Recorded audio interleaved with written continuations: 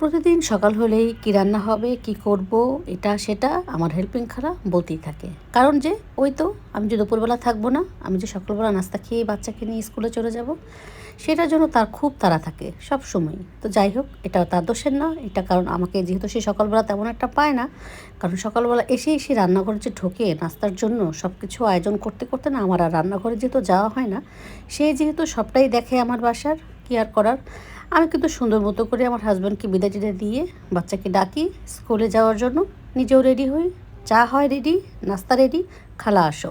আমার হেল্পিং খালার কথাই বলছিলাম, প্রতিদিনই তার একই রুটিন, আমারও একই রুটিন। আসসালামু আলাইকুম, আলবনুস ফ্যামিলি ব্লগ থেকে লাবণী বলছিলাম। ইন্ট্রো একটু দেরি হয়ে গেল, যেহেতু সকালবেলা আজকে স্কুলে যায়নি। খালার কথা ছিল যেহেতু আজকে খালা স্কুলে যাবে না, কারণ ছোটো ছেলেটার জ্বর সে শুনেছে, তার মানে স্কুলে যাব না।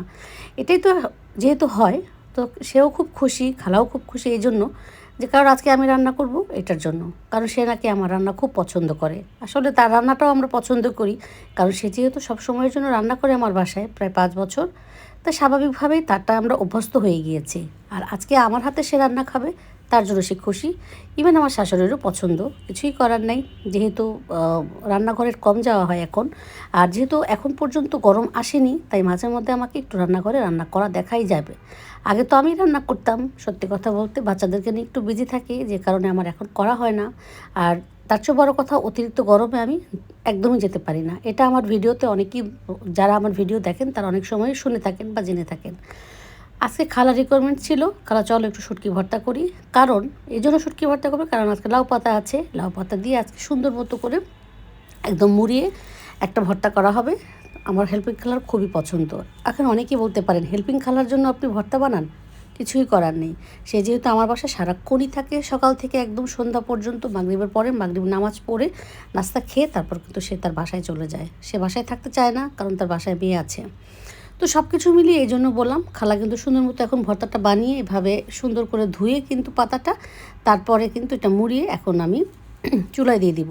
আর আমি কিন্তু করলা ভাজিটা করে নিলাম।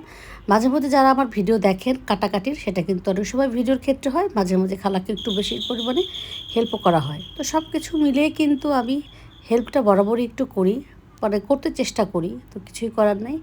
আমি কিন্তু সুন্দর করে এখন একেবারে কী করলাম, এই যে চুলায় দিয়ে দিলাম, যেটাতে আমি আসলে ভেজেছিলাম সেটাই কিন্তু আমি দিয়েছি।